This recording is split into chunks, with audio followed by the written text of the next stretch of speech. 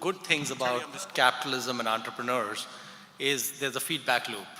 So if you go down a path where it's not profitable, in the end, you're going to crash. And in the end, the business is not going to exist. So basically, there's a feedback loop in capitalism which keeps you on a straight and narrow path. Basically, if you're not delivering value to your customers, in the end, you're out of business. That feedback loop does not exist in philanthropy.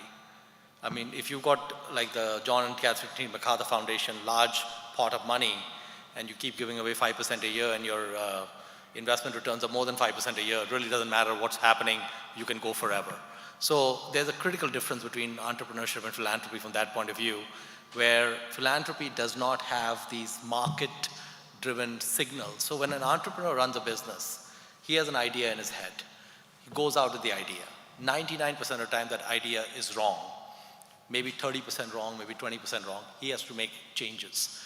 And he's continuously making changes, zigging and zagging till he finds the path. And even then, he keeps kind of making changes. In philanthropy, you don't have those natural feedback loops coming back. So for example, what I did in Dakshina is I inverted the problem. And the inversion of the problem was that I was only going to go into areas where there was a feedback loop. So I eliminated everything in terms of giving where there was no feedback loop. I wanted a feedback loop just like an entrepreneur has.